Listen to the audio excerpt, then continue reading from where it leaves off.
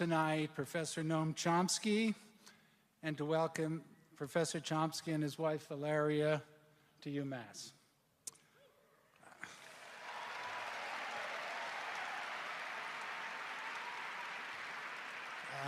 I'm sure all of you know a lot about Noam Chomsky already, otherwise you wouldn't be here, so I won't spend a lot of time reciting his amazing accomplishments in so many fields, both as a researcher and a scholar, somebody for the ages, somebody that will be talked about in hundreds of years, but also as a person who has demonstrated for over 50 years an unrelenting commitment to social, economic, and ecological justice.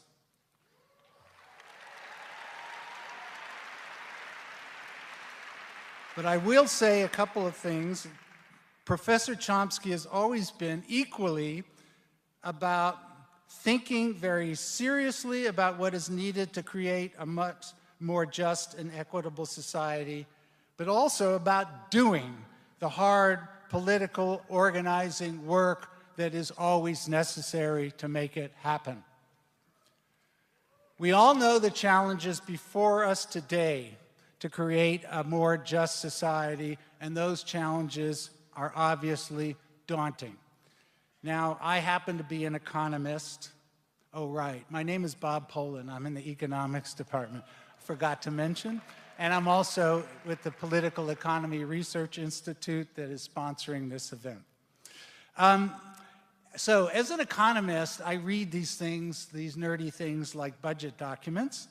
And if you read the latest budget document from President Trump, it's real. Okay, what does he want to do? Well, he wants to cut social spending to the bone and then some to the marrow. He even has proposed cutting programs for food security for homebound elderly people. Right. He wants to eliminate environmental protections to the degree, the extreme degree, that his energy secretary, former Texas Governor Rick Perry, has called for the total banishment of even using the term climate change in any document coming out of the U.S. Energy Department. He wants to massively increase military spending, despite the fact that the U.S. military budget exceeds all other major countries' military spending combined. The point is to enable U.S. militarism to dominate what happens in the world even more than it has in the past 50 years. And in case you need a deeper understanding of this, I strongly recommend Professor Noam Chomsky's book, Who Rules the World? A recent book. It's not in his budget document, but Trump is also proposing to massively cut taxes on the rich, despite the fact that U.S. inequality is at its highest level since the 1920s. But the fact that inequality is at its highest level since the 1920s is not good enough for Trump and his friends. They want more. To understand that phenomenon, I also recommend another current book by Professor Noam Chomsky called Requiem for the American Dream, 10 Principles of Concentration and Wealth and Power.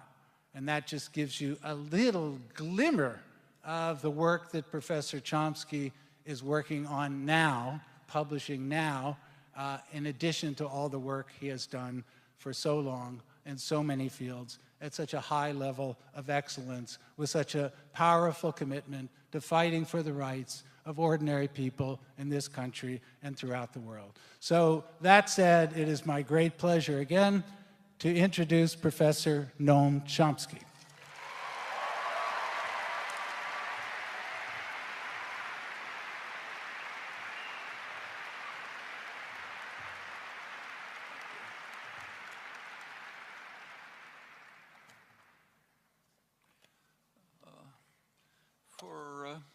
Quite a few years I've been intrigued. How's this?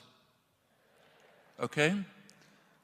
I've been intrigued for quite a few years by an interesting debate that took place about 20 years ago, I guess, between Carl Sagan, well-known astrophysicist, and Ernst Mayr, who was the grand old man of American biology. They were debating the likelihood that we could find extraterrestrial intelligence. And Sagan, arguing from the point of view of an astrophysicist, calculated the number of planets roughly like ours, and concluded that it's highly probable that there is intelligent life out there. Mayr took a different stand. He was arguing from the point of view of a biologist, and he said, we have only one sample, Earth. There have been 50 billion species on Earth, and we have a good deal of evidence about what factors contribute to biological success and survival of a species. That survival means roughly how many of them are there around. And he says when we look, we discover that the species that are successful are either those that mutate very quickly, like bacteria, or the ones that just keep to a fixed niche, ecological niche, and never move, no matter what happens, like beetles. And as we move up the scale of what we call intelligence, success is less and less. By the time you get to primates, there are very few of them. In fact, up until recently, humans, who've been around for about 200,000 years, were very scattered, just like higher apes. So humans in the last couple of hundred years are a sort of statistical blip which doesn't change the pattern. So he concludes, Mayr concludes, that the history of life on Earth refutes the claim that it's better to be smart than to be stupid. He also adds that the average lifespan of a species is about 100,000 years. Modern humans are about 200,000 years. So we're in a good position to test the thesis. The Indian writer Amitav Ghosh just came out with a book called The Great Derangement, Climate Change and the Unthinkable. And his point is that our failure to deal with the most awesome challenge in human history, with the possible exception of nuclear weapons, is indeed a true derangement and rather painful evidence for Ernst Mayr's thesis, unfortunately. As we all should be well aware, these are the two existential challenges that overshadow everything else. Their severity and their imminence is illustrated graphically by the famous doomsday clock of the Bulletin of Atomic Scientists. Every year, a group of physicists, strategic analysts, and others consider the state of the world and set the time, the minute hand on the doomsday clock, asking how close it is to midnight. Midnight means we've proven Mayr's thesis. It's better to be stupid than smart. The doomsday clock was established at the beginning of the nuclear age. The first year was 1947. At that point, it was set at 7 minutes to midnight. In 1953, the United States and Russia detonated hydrogen bombs, and the minute hand moved to 2 minutes to midnight. It's oscillated since. In the years 2015 and 2016, it was moved forward to 3 minutes to midnight. That's as high as it had been since the early 1980s, when there was indeed a major war scare. The reasons for moving it forward the last couple of years were the mounting threat of nuclear war and the failure to deal with climate change, which had not been calculated into the analysis before that. And here's what the statement said. Their statement said, the probability of global catastrophe is very high, and the actions needed to reduce the risks of disaster must be taken very soon. That was 2016. A couple of months ago, at the outset of the Trump term, the analysts moved it again. They found, in their words, the danger to be even greater, the need for action more urgent. It is 2.5 minutes to midnight. The clock is ticking. Global danger looms. That's the closest it's been to terminal disaster since 1953, when, as I mentioned, the two superpowers tested H-bombs, which can destroy human life instantaneously. Well, actually, that earlier brush with disaster, 1953, terminal disaster, merits more attention than it's received. There is an obvious question about it. Was it avoidable? And what efforts were made to avoid it? There's an answer to that question, and it's quite startling and fraught with grim lessons for today. Let's go back to 1950. The United States was remarkably secure, more unbelievably so. It controlled the entire hemisphere. It controlled both oceans. It controlled the opposite sides of both oceans. It had overwhelming economic, industrial, military superiority. It largely controlled the major industrial states. Of course, every other major industrial society had been severely harmed or almost destroyed by the Second World War.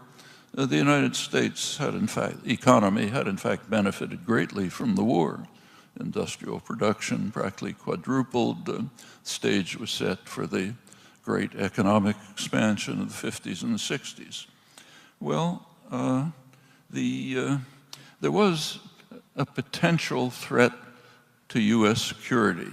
Didn't exist, but it was going to exist sooner or later. International continental ballistic missiles, ICBMs, which would, of course, have nuclear warheads. That would become a devastating threat to the United States. In fact, it was about the only security threat at the time. So how is it dealt with? Actually, there is an authoritative study of this by McGeorge Bundy, who was the national security advisor for Kennedy and Johnson administrations, and he was given access he did a history of strategic weapons. He was given access to the highest level classified material.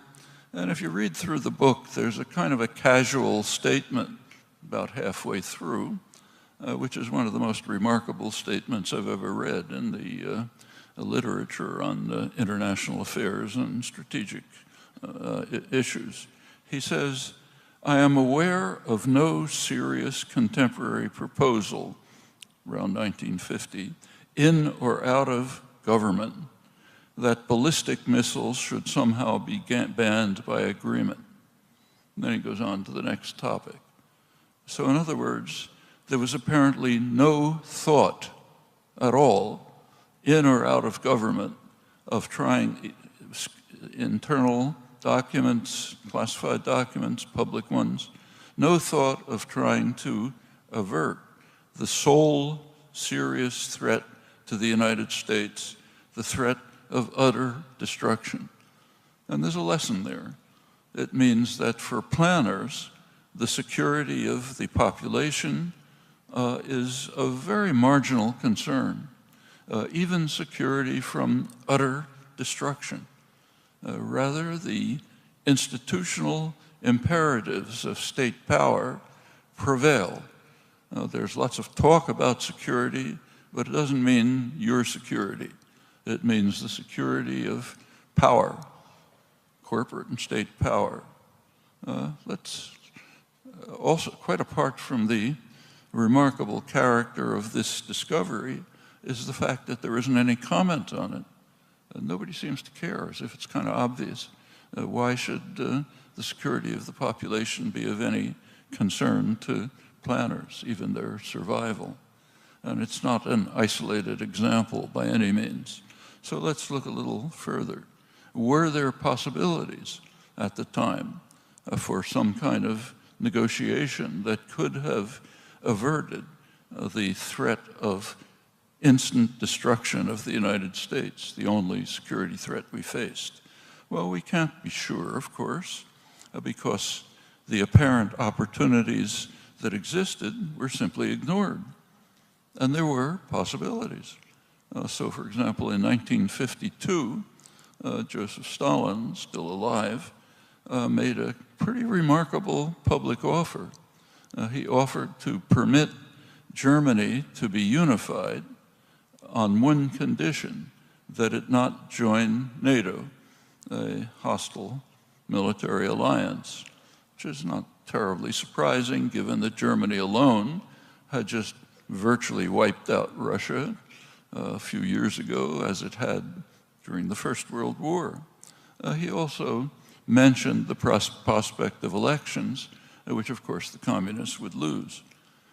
This offer was known. It was discussed by one of the most prominent and respected political analysts, James Warburg, but he was simply ridiculed. How could it possibly be of any interest?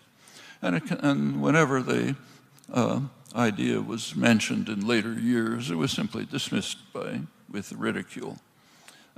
Recently, the Russian archives have been opened, and it turns out that the offer might have been serious. The bitterly anti-communist Soviet scholar, Adam Ulam, Harvard, he takes the status of Stalin's proposal to be what he calls an unresolved mystery. Washington wasted little effort in flatly rejecting Moscow's initiative, he writes, on grounds that were embarrassingly unconvincing, leaving open the basic question: was Stalin genuinely ready to sacrifice the newly created German Democratic Republic, Communist East Germany, on the altar of real democracy, with consequences for world peace and for American security that could have been enormous? One of the most prominent Cold War scholars, Melvin Leffler, writes now that scholars who have studied released Soviet archives were surprised to discover that Lavrenti Beria, the sinister, brutal head of the secret police, proposed that the Kremlin offer the West a deal on the unification and neutralization of Germany, agreeing to sacrifice the East German communist regime to reduce East-West tensions and improve internal political and economic conditions in Russia, opportunities that were squandered in favor of securing German participation in NATO. Those of you who are paying attention to current affairs can draw some conclusions. Well, was the offer real? We can't be sure. What we can be sure of is that what mattered was global power, not security for the population, even security from instant destruction. And if you look over the long record, over and over, you find that this is one of the starkest and most consistent lessons of policy formation. A lot of talk of security. It's not security of the population, which is at most a marginal concern. It's much too large a topic to review in detail here, but I'd really urge you to look into it. It's quite illuminating. Let's just proceed a few more years into the 50s and 60s to see how these ideas play out. Stalin died a couple of years later, 1953. After a little while, he was replaced by Nikita Khrushchev. Khrushchev understood that the Soviet Union could not possibly compete with the United States economically or militarily. It was much too far less developed society, had undergone horrifying near destruction during the Second World War, as several times before. He therefore made an offer to the United States that both sides should sharply cut back weapons, offensive weapons. And in fact, when the Kennedy administration came in, Khrushchev actually did so unilaterally, sharp cutback in offensive weapons, asking the United States to reciprocate. Well, here's what happened. I'll quote one of the most respected U.S. international relations scholars, Kenneth Waltz, died recently. Waltz writes that the Kennedy administration undertook the largest strategic and conventional peacetime military buildup the world has yet seen, even as Khrushchev was trying at once to carry through a major reduction in the conventional forces and to follow a strategy of minimum deterrence. And we did so even though the balance of strategic weapons greatly favored the United States. Once again, the Kennedy decision harmed national security while enhancing state power. And if you notice some analogs today, you're not mistaken. Well, how serious the threat was in 1960 was soon revealed in October 1962. What Kennedy advisor, historian Arthur Schlesinger, called the most dangerous moment in history, the Cuban Missile Crisis. And as the facts about that have come out over the years, the story is really harrowing. President Eisenhower, it turns out, had subdelegated authority to use nuclear weapons to commanders. Dan Ellsberg, who was involved closely at the Rand Corporation in strategic planning at the time, has gone through all the documents, investigated on the field, has a book coming out in which he describes in detail how low a level it was possible for even crews to launch nuclear weapons. During the Cuban Missile Crisis, U.S. planes, B-52s with nuclear weapons, were flying constantly, the so-called Chrome Dome missions. The pilots have published memoirs. Turns out that individual bomber crews could have decided to launch nuclear weapons, ending human existence. And the details of that crisis merit really close consideration. They've been very extensively documented from the most credible sources. There was a possible resolution of the crisis, late October 1962. Khrushchev wrote a letter, personal letter to Senator Kennedy, offering a way to settle the crisis at once. The Russians would withdraw the missiles from Cuba, and in return, the United States would withdraw missiles, Jupiter missiles, much more lethal missiles from Turkey. Well, it turns out that the missiles in Turkey were obsolete. A withdrawal order had already been given for them because they were being replaced by invulnerable, much more destructive Polaris submarines. So the question was, in Kennedy's mind, should we end the crisis by having Russia withdraw the missiles from Cuba while we withdraw missiles that we're already withdrawing because we're replacing them by more lethal ones? Kennedy refused. His own subjective probability, as he testified, was that the chance of nuclear war was between 1/3 and 1/2 if he refused, as he did. He had to establish a principle. We have the right to surround them with missiles. They don't have any reciprocal right. Again, security of the population was a minor concern, and that continues right to the present moment, right at the Russian border today. And in fact, it's true of both of the two existential threats. There is an important difference between the two threats. If by some miracle we escape nuclear disaster, and incidentally, a review of the record, which again I urge you to undertake, reveals that it is indeed a near miracle that we've escaped this far. But if we somehow escape, at least we know in principle how to end the plague. We can, in principle, eliminate nuclear weapons. And that's advocated by figures who are hardly doves, like Henry Kissinger and Reagan's Secretary of State George Shultz, the Senate's former leading specialist on nuclear weapons, Sam Nunn, William Perry, well-known former defense secretary, leading specialist on nuclear security. That's nuclear weapons. Global warming is different. It's inexorable. We might pass a point of no return soon, in fact, when the damage that we have done is uncontrollable.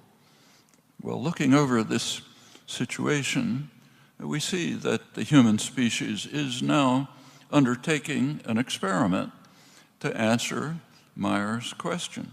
Is it better to be smart than stupid? And to examine the course of the experiment, let's just sample a few facts. So let me begin with a recent report, last couple of weeks, in the Bulletin of Atomic Scientists, the main source for high-level strategic analysis on these issues.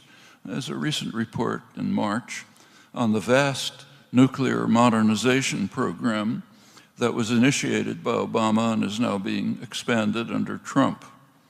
The report discusses how U.S. nuclear force modernization is undermining the strategic stability on which survival suspends by a very slender thread. I'll quote them. The current modernization programs include revolutionary new technologies that will vastly increase the targeting capability of the U.S. ballistic missile arsenal. This increase in capability is astonishing, boosting the overall killing power of existing U.S. ballistic missile forces by a factor of roughly 3, and it creates exactly what one would expect to see if a nuclear-armed state were planning to have the capacity to fight and win a nuclear war by disarming enemies with a surprise first strike. Russians, of course, know this very well, even without reading the article. Going on with the article, U.S. submarines now patrol with more than 3 times the number of warheads needed to destroy the entire fleet of Russian land-based missiles in their silos. U.S. submarine-based missiles can carry multiple warheads, so hundreds of others now in storage could be added to the submarine-based missile force, making it all the more lethal. All of this has revolutionary impact on military capabilities and important implications for global security. The implications, in fact, are very clear. Russian strategic analysts are, of course, aware that the United States, thanks to these modernization programs, now has the capacity to wipe out their deterrent in a first strike. NATO forces are carrying out provocative maneuvers right at the Russian border. In fact, both sides are carrying out provocative actions. The Russians do not have our sophisticated satellite-based advanced warning systems. They have limited information time if there's a possible attack. And with the Russian deterrent at serious risk because of the nuclear modernization programs, at a moment of crisis, and there are many possibilities, Russian leaders might very well be tempted to undertake a preemptive strike just to have a chance for survival. And that's an act that would end organized human life on Earth. We know that. That's one of many examples of how close we are to answering Ernst Mayer's question. And again, it receives approximately zero attention outside of highly specialized circles. Well, once again, we can ask whether a diplomatic avenue is possible. It surely seems so. Is it being pursued? Not a slightest indication of it, or even discussion of it, exactly like the cases that I was discussing earlier, back to the beginning of the nuclear age. It's not the only case. Right now, if you turn on the television set, you see the frightened debates about the North Korean nuclear threat. North Korea may be poised to launch another nuclear weapon. The North Korean threat is regarded as one of the most severe in the world, and forceful measures are now being considered, in fact being prepared, that could have disastrous consequences. Well, again, is there a possible diplomatic path? Actually, China and North Korea have proposed a negotiated agreement. North Korea will place all nuclear weapons programs on hold, they'll terminate them, and in return, the United States will end hostile military maneuvers on the North Korean border, including flights by nuclear-capable B-52s. And North Koreans, of course, have memories of having had the country completely flattened by US bombing 60 years ago. Well, is that option worth pursuing? Evidently not, for Washington at least. Any thought of exploration of that path has been forcefully rejected, again with scarcely a word of criticism. Well, there's no time to review the history, but you can do it, it's public. In recent years, there have been several very promising opportunities for agreement to end North Korean nuclear programs, in each case undermined by aggressive US actions. All of this is quite relevant to Mayer's question.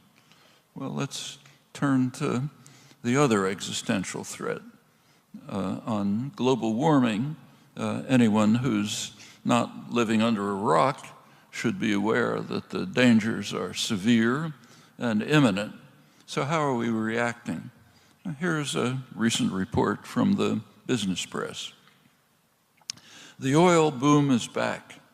The number of oil and gas rigs drilling in the US has almost doubled since bottoming out at the lowest level in more than 75 years of records. While 24 nations are coordinating to cut oil production and rein in the global supply glut, US producers are moving in the opposite direction. Over the last 4 months, output increased of fossil fuels, that is, increased by over 500,000 barrels a day. If that rate expansion continues, the shale boom will break new production records by summer. The US now produces 9 billion barrels a day, the record.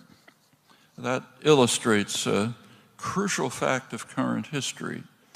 While the world is taking halting steps towards facing the existential challenge to survival, the US, virtually alone, is racing towards destruction, and doing so with enthusiasm and dedication. Well, the oil industry, of course, has plenty of help coming from you. The International Monetary Fund reports that the fossil fuel industry manages to extract a $700 billion annual taxpayer subsidy. That's known as the free market here. And the industry doesn't take chances. In last year, 2016, it spent $117 million in campaign contributions while fielding 720 lobbyists in Washington to make sure that Congress gets the message. Better do what we want. And apparently, Congress does. There's a recent study in the Washington Post of Republicans in Congress, and it says many Republicans in Congress, contrary to what the leadership says, do recognize the severe threat of climate change, but they won't talk about it because of funding pressures from the fossil fuel industry. This is particularly true since the Citizens United ruling of the Supreme Court opened the doors even wider for a flood of corporate political funding, which means you toe the corporate line or you're out.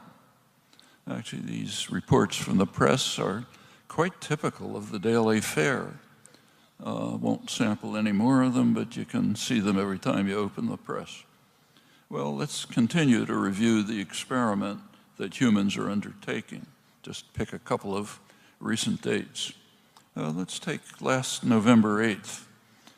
3 events took place last November 8th. One of them was very important. One was extremely important, and the third was utterly astonishing. The least of the 3, the least important, was the election in the United States. Plenty of publicity, important, but the least important of the 3. The more important, by far, of the 3 took place in Morocco.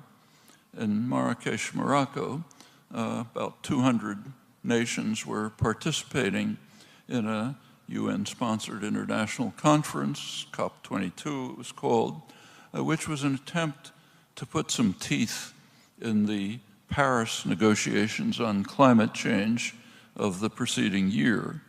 It had been hoped at Paris that they could reach a verifiable treaty on actions to address climate change, but that couldn't be done because of a single barrier. It's called the Republican Party. The Republican Congress in the United States would not accept any verifiable agreements.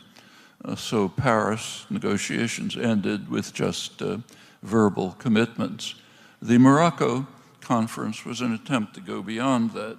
And as it began, it was moving in that direction. On November 8th, there was a report by the World Meteorological Organization. Quoting it, it confirms that 2016 was the warmest year on record, a remarkable 1.1 degrees centigrade above the pre-industrial period, sharply above the previous record set in 2015, approaching the desired upper limit set in Paris, and goes on with other dire reports. That was November 8th. At that point, the deliberations ended. The electoral results came in from the United States, and the meeting shifted to another question.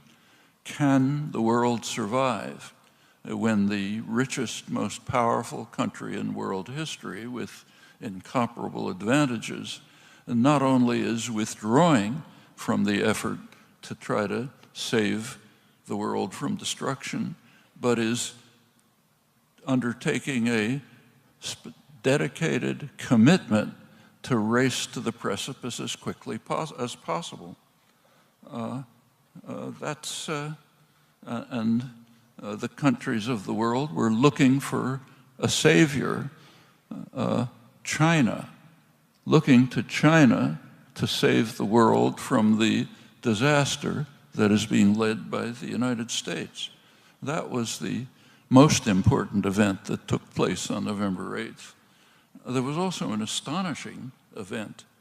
It wasn't discussed. Astonishing. Silence. The leader of the free world is leading the world to disaster. That's us. The world is looking to China, of all places, to save it. And the reaction here, take a look back, total silence. Utterly astonishing. I can't find words to describe it. Well, that's November 8th. Let's go on to March 1st.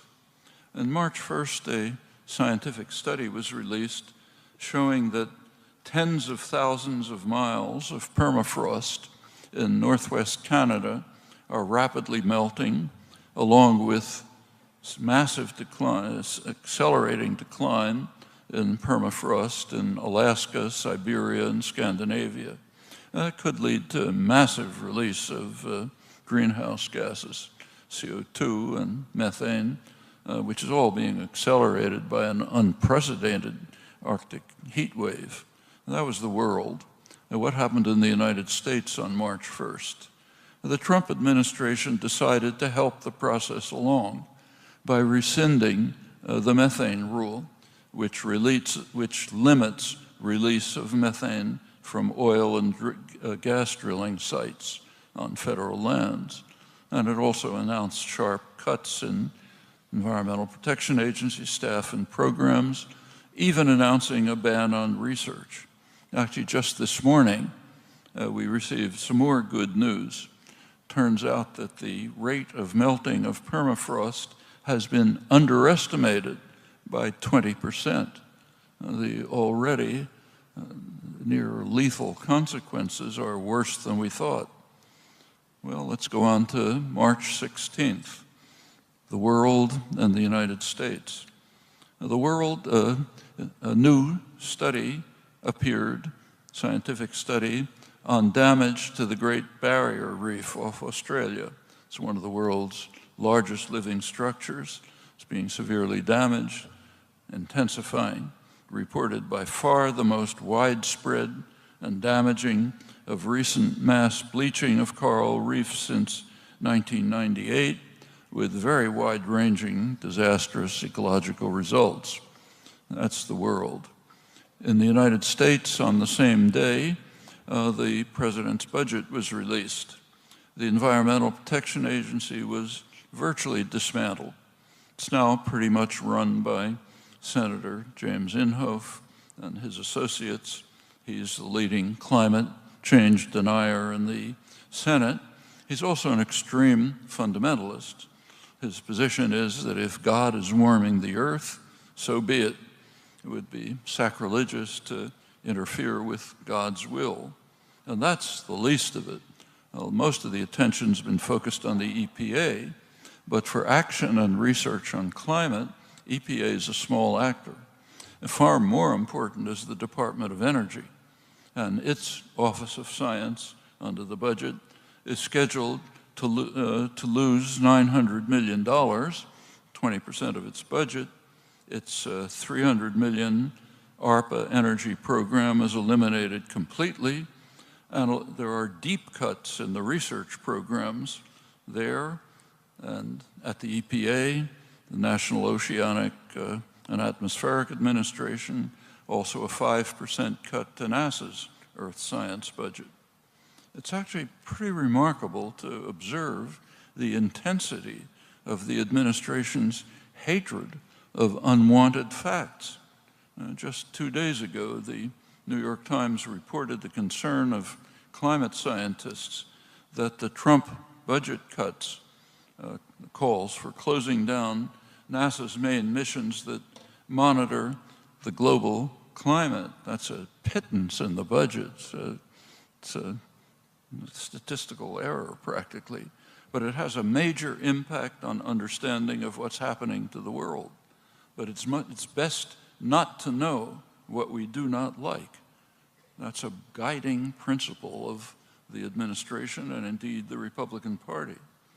The budget itself is of unusual savagery, even for the Paul Ryan wing of the Republican establishment, which is effectively running the show behind the facade of the Trump Spicer Twitter affairs, which are designed to grab the headlines.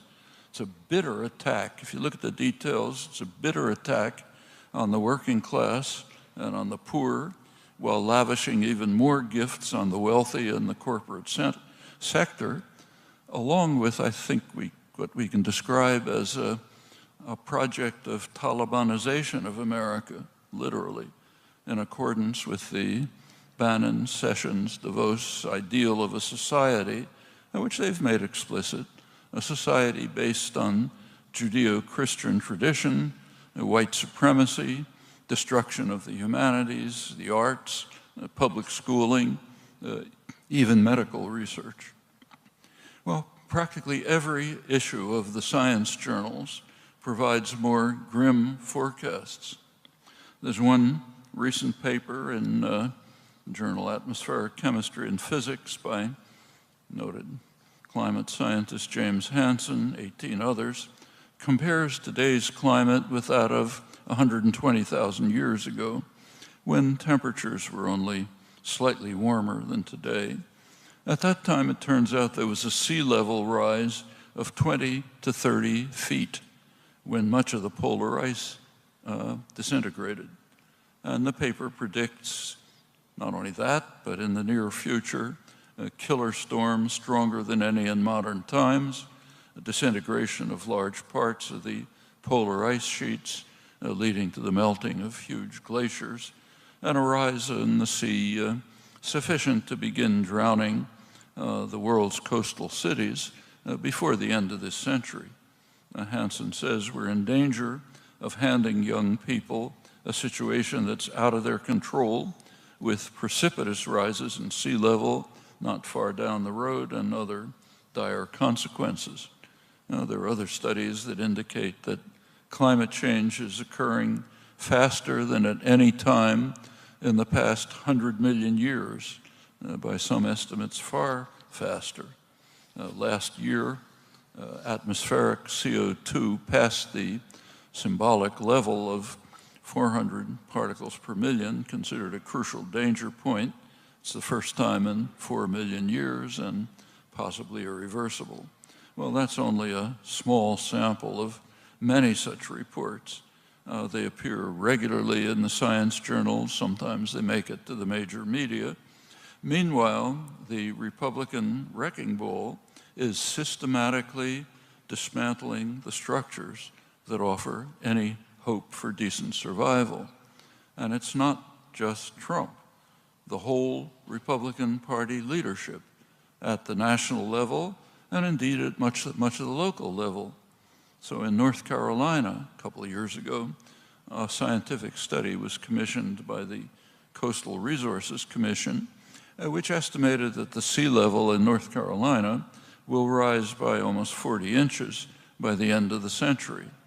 And the Republican-run legislature had a response. It passed a law that barred state and local agencies from developing regulations or planning documents anticipating a rise in sea level. Now, the best comment on this that I saw was by Stephen Kohlberg. He said, "This is a brilliant solution. If your science gives you a result that you don't like, pass a law saying the result is illegal. Problem solved." Unfortunately, that's not a joke. Captures all too well the mentality of the Republican Party leadership. A couple of years ago, Bobby Jindal, the Republican governor of Louisiana, who succeeded in sinking it even deeper into the abyss, he warned Republicans that they're becoming the stupid party. The respected conservative political analysts Thomas Mann and Norman Ornstein of the American Enterprise Institute described the party as a radical insurgency that has abandoned parliamentary democracy and, for that matter, rationality. And perhaps a simpler characterization is the utterly outrageous charge that they have become the most dangerous organization in world history, dedicated to destruction of the prospects of decent survival. Indeed, an outrageous charge, but is it wrong? Well, I already mentioned Paris 2015 and Marrakesh, Morocco 2016. Let's go back to the 2016 primary campaign. It was pretty surprising in many respects, but primarily because of the attitude of the candidates to climate change. Every single Republican candidate either denied that what is happening, or the sensible moderates like Jeb Bush said, it's all uncertain, but we don't have to do anything about it because we're producing more natural gas thanks to fracking. Or John Kasich, who was supposedly the adult in the room who did at least agree that it's taking place, global warming, but he says, we're going to burn coal in Ohio and we're not going to apologize for it. As for the media, they just ignored it. After all, it's only the most important issue in human history. And those who think it's better in Europe can turn to a recent poll showing that a majority of Europeans want a total ban on immigration from Muslim-majority countries. That's including the people in Bangladesh, tens of millions of whom are going to flee from the coastal plains as the sea level rises, creating a refugee crisis of the kind that we can't even imagine. The general idea is first we destroy them, then we punish them for trying to escape from the ruins, and we call it a refugee crisis. In Europe, when thousands drown in the Mediterranean fleeing from Africa, where Europe, after all, has a certain history, same with us in Central America. In fact, the refugee crisis is a serious moral, cultural crisis in the West, here and in Europe. Well, let's go to one final date, one of the most important dates of human history, the end of World War II. It was a moment of joy. It was a moment of horror, the dawn of the nuclear age. I can remember well my own feelings when the grim news was announced on August 6th.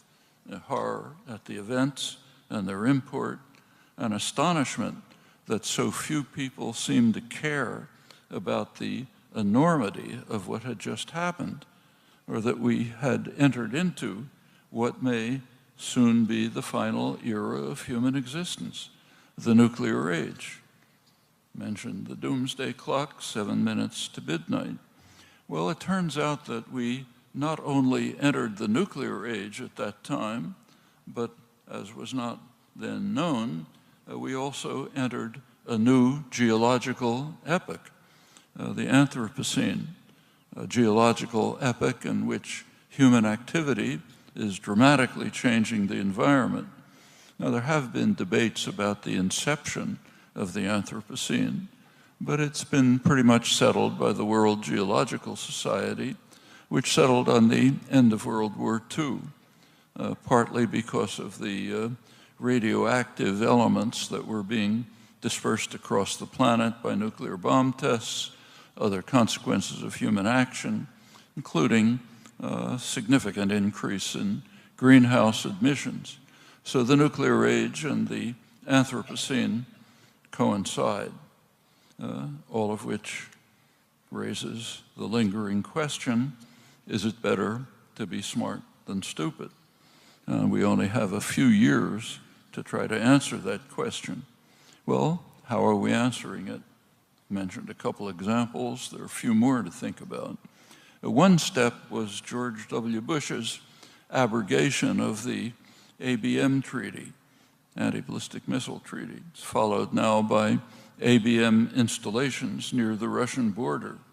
The alleged reason is defense against non-existent Iranian nuclear missiles. Nobody believes that. Russia has very good reason to regard those installations as a first strike weapon. It's a particularly severe threat now in the light of the information I just quoted about U.S. nuclear modernization, which makes it possible for the U.S. to wipe out their deterrent. Well, the next step after abrogation of the ABM treaty was offering NATO membership to Ukraine in 2008. That's the Russian geostrategic heartland. They'll never tolerate it, of course, efforts pursued by Obama and Clinton. The Comprehensive Test Ban Treaty is now up for grabs. It would at least end nuclear tests, which would be a considerable step forward. Can't go into force until it's ratified by the three crucial holdouts: China, Israel, and the United States. The major nuclear powers, the US and Russia, are both expanding arsenals in very dangerous ways. One of the US proposals is tactical nukes that can be scaled down to battlefield use by commanders on the scene, with very likely rapid escalation that, of course, leads to termination. And the flashpoints are becoming much more serious, particularly on the Russian border. And it's important to remember it's the Russian border, it's not the Mexican border. That's a result of expansion of NATO right after the collapse of the Soviet Union, in violation of verbal promises to Gorbachev that NATO would not expand 1 inch to the east. That was the phrase, meaning East Germany, if Gorbachev agreed to unification of Germany within NATO, a hostile military alliance. There's recent archival work by a young diplomatic historian, Joshua Shifrinson, which very strongly suggests that President Bush, the first Bush, and his Secretary of State, James Baker, were consciously deceiving Gorbachev. Gorbachev's vision of a European common home, a security system from Brussels to Vladivostok with no military alliances, that's unfortunately a fading dream. George Kennan and other senior statesmen had warned early on that NATO expansion is what Kennan called a tragic mistake, a policy error of historic proportions. It's now leading to rising tensions on the traditional invasion route through which Russia was virtually destroyed twice during the past century by Germany alone, and the risk of nuclear war is not slight. Well, as for global warming, we're answering Meyer's question by unilateral efforts, unilateral withdrawal from the world's efforts to address the crisis, replacing them with a dedicated race to the precipice, even more rapidly by sharply increasing fossil fuel use, including coal, refusing promised subsidies to poorer countries to develop nuclear energy, dismantling the regulatory apparatus so that profits can boom, along with threats to survival. And we cannot stress too strongly the enormity of the fact that the United States is alone in the world in this respect since November 8th. And the no less astonishing fact that this extraordinary development barely registers in the information system should have screaming headlines and be the most prominent issue in the academic intellectual world, which is more evidence about the great derangement. Well, outside of the world center of devastation and destruction, which is right here, some things are being done. Not enough by any means, but not negligible, and an indication of what is possible. So Denmark is aiming to reach 100% renewable energy within 20 years in all sectors by 2050. Germany, which is the most successful state capitalist economy, has tripled renewable energy for electricity in the past decade, aims to increase it to almost half by 2025 and more than 80% by 2050, and by then to have reduced greenhouse gas emissions by 80 to 90% of 1990 levels. China is still a huge polluter, but it's also well in the lead in production of solar panels, development of advanced solar technology. In the United States, Hawaii passed a law mandating that all the state's electricity will come from renewable sources no later than 2045. And several Massachusetts Democrats have filed a bill, SD 1932, requiring that the state use 100% renewable energy by 2035, mandating elimination of all fossil fuels by 2050, so that would be 100% renewables. San Diego is the first large city planning to run on 100% renewable energy, cut greenhouse gas emissions in half by 2035, and that happens to be a bipartisan effort. The Republican mayor endorsed the action plan that was unanimously approved by the Democrat-controlled city council. In a period when the federal government is in the hands of bulls in the china shop, states and cities can do quite a lot. So could the federal government if it's in the right hands.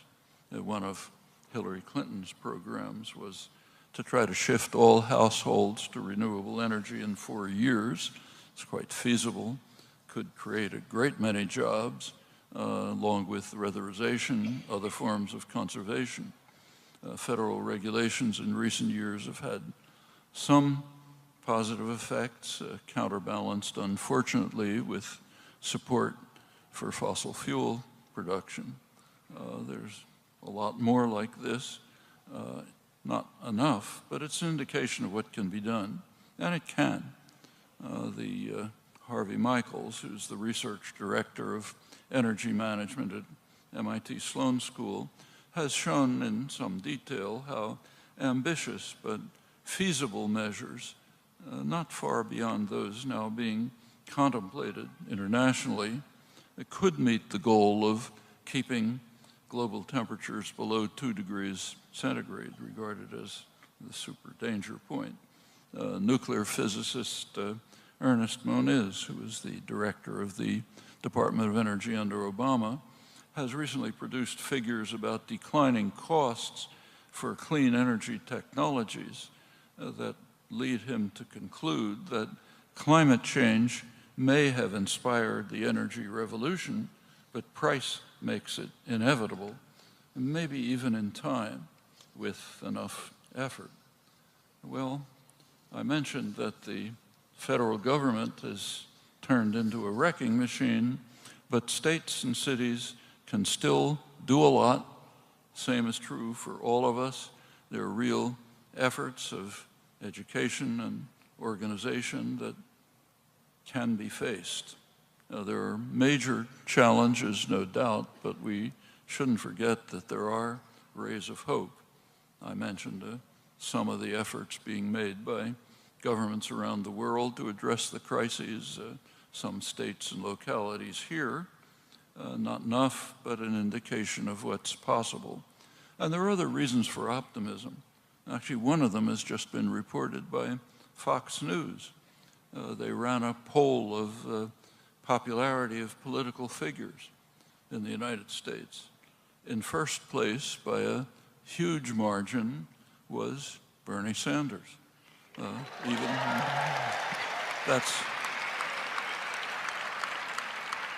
That's Fox News, notice. And it's even more true among the young, who are the hope of the future. There are, in fact, ample opportunities if we grasp them, and that means if people like you grasp them, which all brings us back to Ernst Mayer's question, is it better to be smart than stupid? It's a question for you to ponder, and like it or not, for you to answer, and without too much of a delay. Thank you.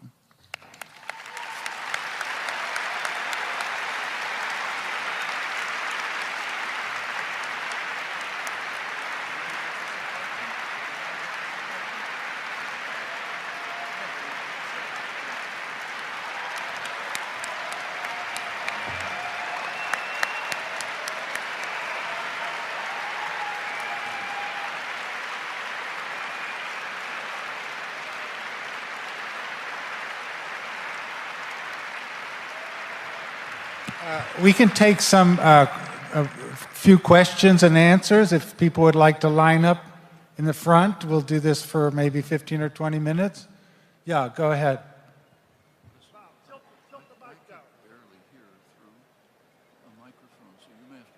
Okay, sure. Tilt the mic down. Yeah. What? People have not been able to hear, so they want the mic to be closer to his mouth. Okay. All right. Professor Chomsky, first of all, thank you so very much for an absolutely brilliant analysis of our situation and for all that magnificent data.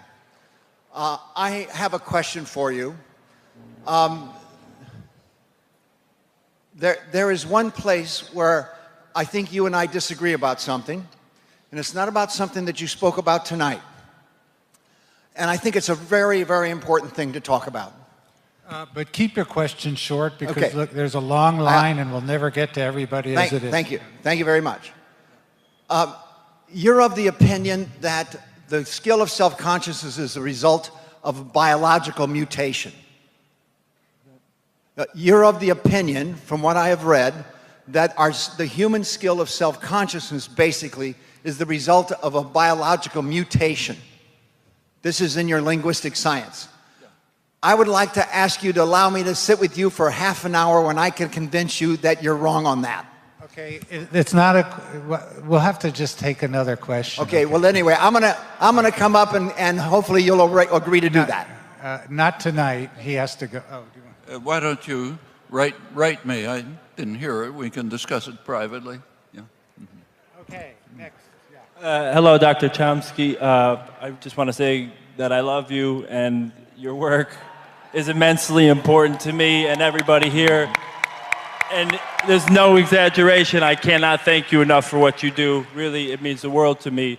My question to you, given our unique situation in the present, in regard to the policymakers, the people that are actually corporations, you know, the people that are really making these decisions that are destroying our planet, is I'm curious what you think their plan is, knowing, I'm sure that they know that the world is quickly coming to an end. What do they plan to do when there's no more people and there's no more planet? What are they going to do with all of their US dollars and lack of workforce, and so to speak? What do you think they're So if you're Rex Tillerson, say, the head of ExxonMobil, biggest polluter in the world, and you know perfectly well, as a rational person, that you're destroying the environment for your children and grandchildren. So why do you continue?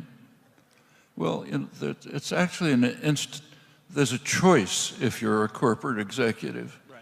You can say, I'm going to work within the framework of this institution, or I'm going to get out and fight against the structure of the institutional structure of society. Right. If you decide to work within the institutional framework, your choices are limited. Right. If you're the head of, say, Ford Motor Company, Right. and you decide to put aside resources to produce efficient mass transit in the future, which is what we need, you'll be out of business tomorrow, okay? That's the nature of the market system. You play the game or you're out. Right. And unfortunately, that's a hard choice. Correct. Thank you.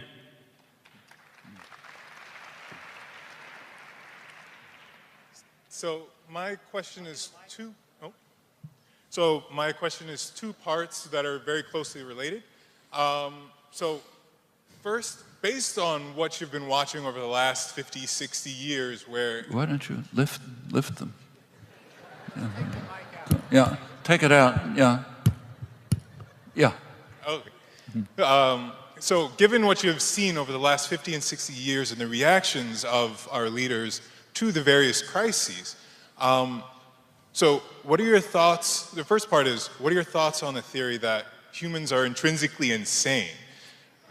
As in, a logical response to these events, into these crises, is to resolve them, and instead of passing down the buck to the next generation. And the second part is, what do you think the odds are that artificial intelligence has a chance of cleaning up? I didn't entirely. Could you repeat? Yeah, the first question is, what did you view that people are intrinsically insane? Oh. And second is, what do you think about artificial intelligence as a solution? I don't think people are intrinsically insane. I think that Ernst Mayr posed a good question, but it is a question that we can answer. We don't have to prove that it's better to be stupid than smart. We can decide that it's better to be smart than stupid. And many of us do that in many ways. Okay, that's your choice, right? We all have that choice. As for artificial intelligence, it's like other forms of engineering. Technology. It can be used for beneficial aims. It can be used in harmful ways. It's not some radically new thing that's going to change the world, I don't think. There's a lot of hype about it. Silicon Valley would like you to be very excited about it. But if you actually look, it's incremental improvements sometimes, harm sometimes, may be useful. So take, say, robotization, which is a big discussion right now. One important fact is that so far there is no evidence that robotization is affecting employment. If it were, you would see productivity increases. If you have more production for fewer people, productivity goes up. The productivity is very low. In fact, it's much lower than it was in the great growth period of the 50s and 60s. Sooner or later, robotization will in fact be replacing boring, stupid, dangerous work, which is a good thing. Why should people be doing dangerous, horrible work? They should be freed to do more creative, significant work. They should even be freed to have more productive leisure. Like in the United States, working people work maybe 6 weeks a year more than in Europe. Is that a good thing? No, it's not. There's plenty of opportunity for getting rid of the kind of work that people shouldn't be forced to do. And if robotization and artificial intelligence can help with it, that's fine. Thank you. How much longer do you want to go? Not too much, because we've got to get up early tomorrow. Yeah. Okay, it's wonderful that there's such a long line, but we're going to only take 3 more questions. Okay, sorry, because Professor Chomsky's had a long day. And let's take a woman next, so the first woman in line. And that was my daughter that screamed out we had to take a woman, so you can thank her. Yeah, thank you. Could you comment on the newest moves that Trump and his military complex have made in Syria and Afghanistan, and what you think their end game is here? Comment on Trump's moves in Afghanistan and Syria.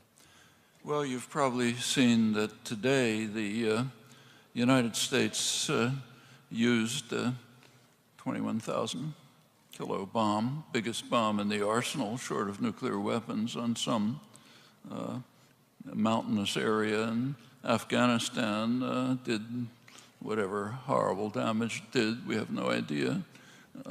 It's considered very, in our culture and society, very courageous to send a huge bomb somewhere, you don't know where, and do whatever damage is done, and we all applaud the great heroic achievement of the president. That's a cultural problem here.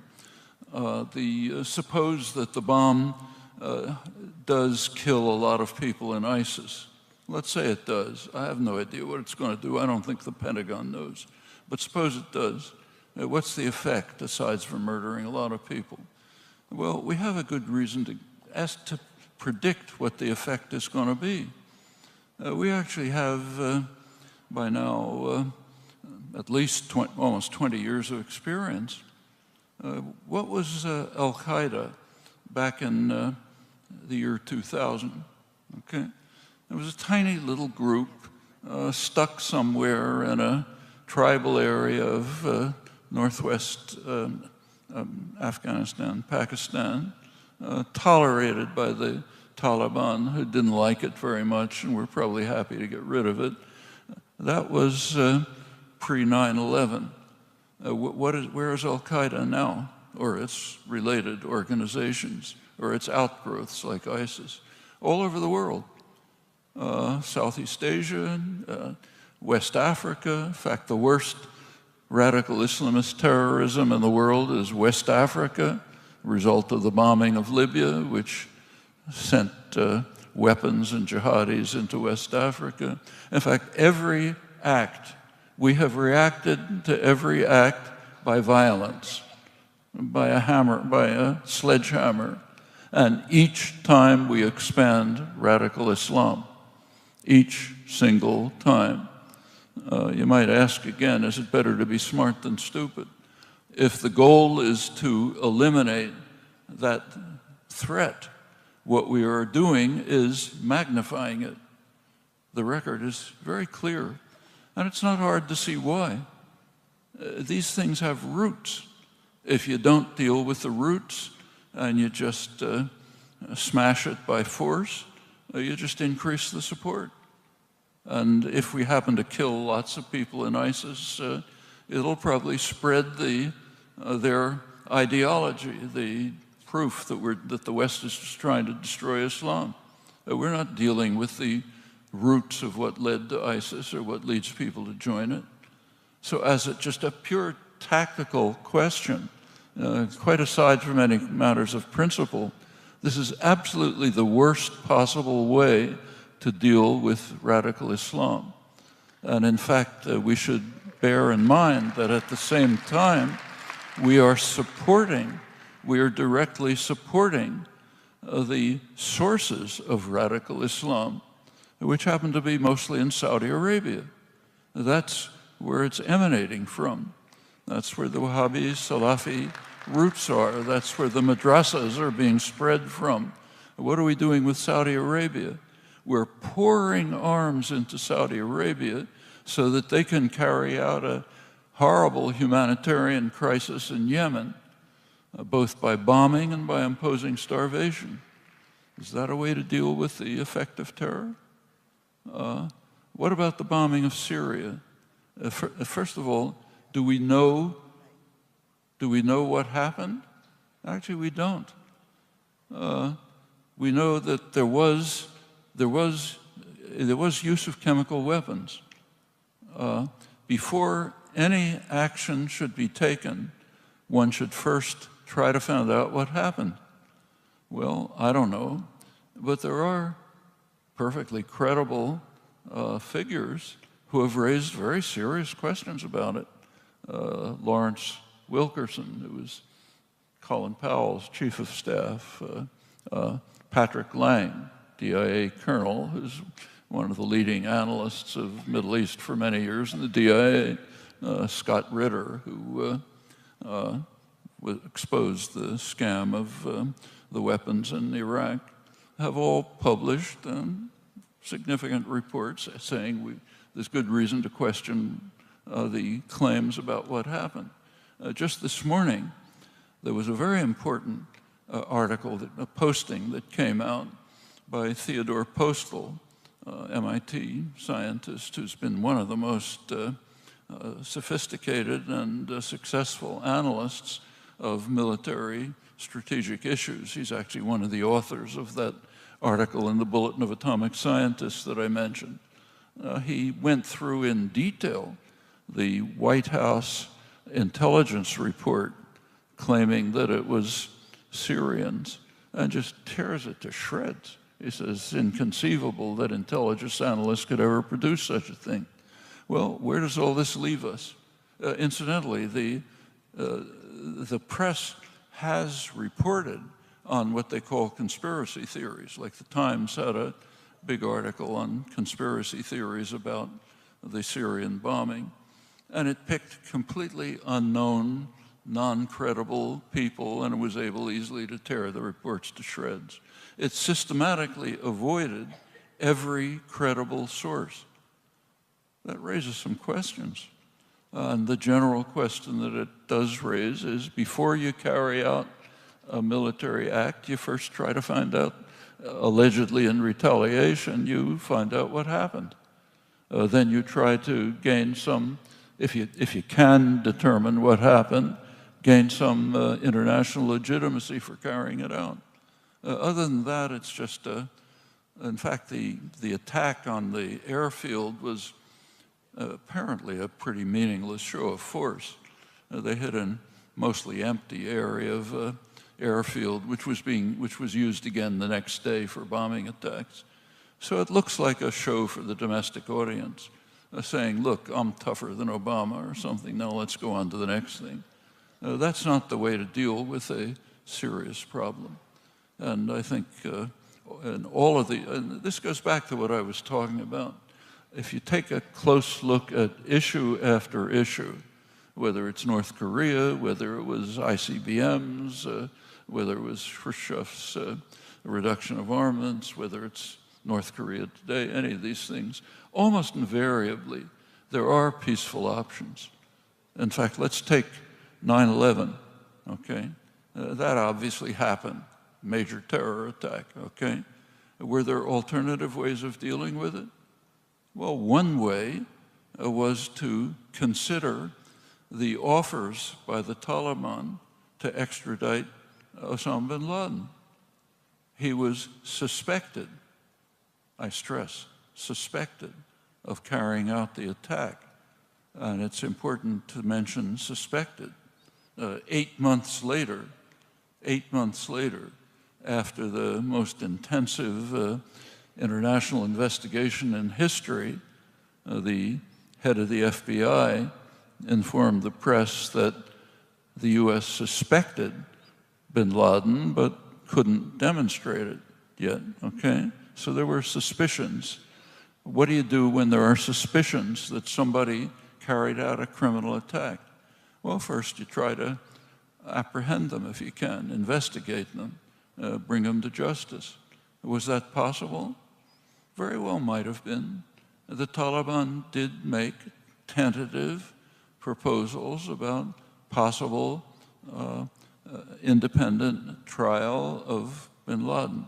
The US flatly rejected it. It didn't ask for extradition for the simple reason they had no evidence. Could that have solved the problem without bombing Afghanistan? Bombing of Afghanistan was bitterly condemned, not only by the international aid agencies, because millions of Afghans were on the verge of starvation. Nobody knew what was going to happen. It was also bitterly condemned by some of the leading anti-Taliban Afghan militants. The most important of them, the most respected of them, was Abdul Haq, who finally went into Afghanistan and was killed. He bitterly attacked the bombing. He said the United States is just trying to show its muscle. It's harming Afghans. It's undermining our efforts to overthrow the Taliban from within. He was supported by many Afghan anti-Taliban militants, but these issues are just not, none of this is even an option. We want to use force, period. We don't ask about the consequences. We don't ask whether there are peaceful means. I mean, I've mentioned some cases. There's case after case. And I think those should be prominent on our thinking. The use of force tends to have destructive effects of all kinds. We should always ask whether there are possible peaceful means that can be explored. There often are. And I think that's true in these cases. So really, we're going to take two more. So sorry, but the people after will take you and the woman, and then that will be it. Surely. First of all, I just want to personally thank you, Professor Chomsky, for all of your work and everything you've done in your professional lifetime's unbelievable body of product. Thank you. And my question is, given President Trump's lack of setting up a blind trust, his failure to set up a blind trust between himself and his businesses, do you see that as a possible avenue for eventual impeachment? Do you see the possibility for Trump being impeached because he won't set up a blind trust for his business? Well, he's arguably in violation of the constitutional emoluments clause, very likely. It's a matter for legal authorities to worry about. But as a practical matter, it's not going to happen. It might happen if he loses his political support. That's the crucial issue. A lot of his political support comes from people who he is kicking in the face, literally. The part of his support that comes from the disillusioned, angry, desperate white working class, and they have a lot to be angry about, that is based on a con game. He's their worst enemy. Just take a look at the legislation that's passing through Congress under the facade, step after step. Worse is going to come. The the Supreme Court, with Gorsuch there, is soon going to address a very important case of labor rights, the Friedrichs case. And they'll almost certainly vote to destroy public sector unions. It's a terrible attack on the working class. The regulations that are being dismantled right now defend working people. Sooner or later, I think the con is going to collapse. And much more important than trying to talk about impeaching Trump is trying to develop programs that will be meaningful and constructive for the people who are deceived into supporting their class enemy. Now, the Democrats have completely failed to do this. They abandoned the working class 40 years ago. Bernie Sanders is an option, and that's what ought to be pursued, I think, not worrying about impeachment. Actually, if he was impeached, the result might be worse. Mike Pence is probably worse. Yeah. I think I agree with you. Thank you. Okay, last question. Last question. I want to follow up on that. I agree that the Democrats have failed us. What do you think of a multi-party system, a coalition type of government? What other options are there? And as for peace, bringing back the draft, would that stop endless war? I'm sorry, I couldn't. She agrees that the Democrats have failed us, but what do you think about it? And then second part to that question. No, that's it. We did a joint ask since. No, What about No, I said that was the last question. Sorry. No second parts. It's connected to the same. Do you want to take the second part of the question? Yeah. We'll Okay, he'll take it. What's the second part? It's quick. I thought. Yeah, let's go ahead. Yeah. Okay, yeah, Go okay. ahead. It's okay. Yeah. It's okay. So it was building off of her question. It was asking what are prospects internationally for the left as well, and whether or not there can be either policy ideas or international structures that need to be built up. You mentioned Kenneth Waltz earlier, and he talked about how one of the main problems of the left was there's no cohesive vision for a foreign policy, and that's held back prospects or programs that could critique the neoliberal consensus and how it exports power and projects power overseas. So where do you think there's any possible vision for the left on that front? Alternative to neoliberal policy dominance. So her thing about. Well, to take the second question, there certainly are alternatives to neoliberal policies. In fact, we've had them in our own history. So take the what's commonly called the golden age of modern capitalism, should be state capitalism, 1950s and the 1960s. It was a regulated, there were no financial crises for a very simple reason. First of all, banks were banks, not speculative investment firms. Secondly, they were regulated under New Deal regulations. So therefore, they functioned within the the substantive economy, the actual economy, and there are no crises. We know how to deal with that the same way. Financial transaction tax could radically cut back the predatory behavior of the huge financial institutions. It's a straightforward proposal. There are perfectly possible programs that can be implemented that are radically opposed to the neoliberal programs that in fact would change the country. So let's be concrete. The 2008 crisis, one of the effects was that the government, Obama, essentially nationalized the auto industry. It's a major industry. It was essentially in the hands of the government. The taxpayer bailed it out. There were choices. One choice was the neoliberal choice. Let's bail it out. Public will bail it out.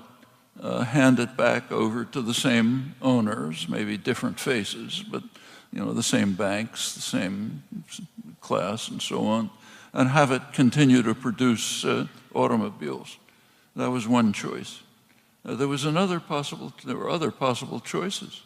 One possible alternative was hand it over to the workforce and the community, let them run it, and let them produce what the country needs, which is not more traffic jams, but rational mass transportation. That was a choice. And in fact, right down the line, there's choice after choice. I didn't mention it tonight, but one of the major contributing factors to global warming is industrial meat production, which is murderous to animals and is a huge contributor to greenhouse gas emissions. It's also probably leading to a major medical crisis. Antibiotics are losing their efficacy because of their mass use in industrial meat production.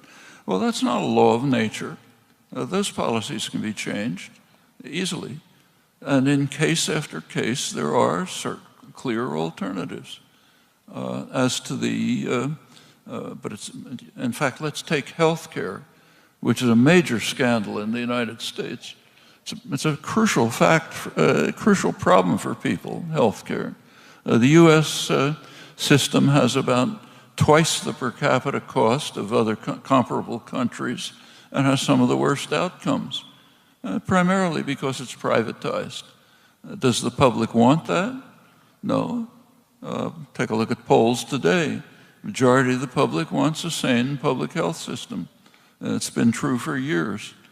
You go back 30 years, about 70% of the public thought that a national health care system ought to be a constitutional right and a guarantee. It isn't implemented, not because it's technically impossible, but because the structure of the radically undemocratic political system bars the public will from being expressed. Oh, that doesn't have to happen. And that gets back to the first question. Should we have a multi-party system? The United States party system is is unusual in the world. In fact, it would not be accepted by the standards of the European Court, the way it works here. Well, that can be changed. It's extremely hard in the United States to break through the management of the political system by two candidate-producing organizations, which are not actually political parties. You can't be a member of the Democratic Party participating from the local level on up in developing its programs. What you can do is push a button that the party managers tell you to push every couple of years. That's very different from a political party. Well, that can be changed too. It's going to be a lot of work because that's pretty deeply rooted in the American political system. I mean, even to the point that when you pick up a ballot on election day, it has Democrat, Republican. Anything else, you just got to fill in yourself. That doesn't have to be done. So all of these things are possible. but they're not going to happen by themselves. They all take energy and effort, dedication, plenty of opportunities. It remains a very free society by comparative standards. The task is to pick up the nettle, to do the work.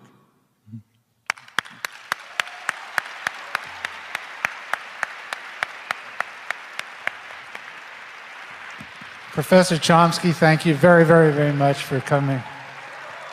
Noam Chomsky.